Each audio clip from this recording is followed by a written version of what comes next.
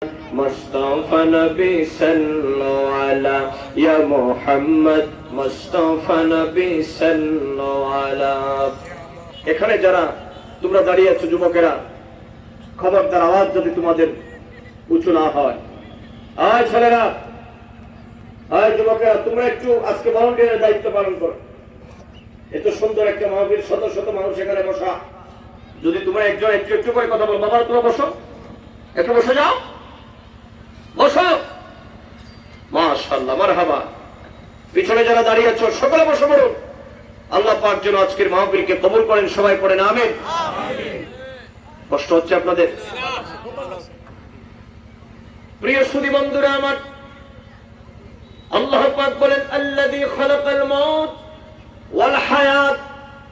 অত্যন্ত গুরুত্বপূর্ণ কথা, ভালো করে শুনেন আমার বাবাজিরা। আল্লাহ পাক তিনি বলছেন, মহান আল্লাহ পাক হলেন তিনি যিনি সৃষ্টি করেছেন মউত এবং হায়াত। আমাদের জীবন সৃষ্টি করেছেন, আমাদের জন্মের মাধ্যমে আমরা জীবন পেলাম। এই জীবনের একটা অবসান আছে, কিছুদিন পরে আমাদের মৃত্যু চলে আসবে। এই জন্ম থেকে মৃত্যু পর্যন্ত সময়টুকুনকে বলা হয় হায়াত। আরবিতে বলা হয় হায়াত, বাংলায় বলা হয় জীবন, ইংরেজিতে বলা হয় লাইফ। আমার বাবাজিরা, আপনারা কথা বুঝে থাকলে জবাব দেন, জন্ম যার মৃত্যু তার আছে না?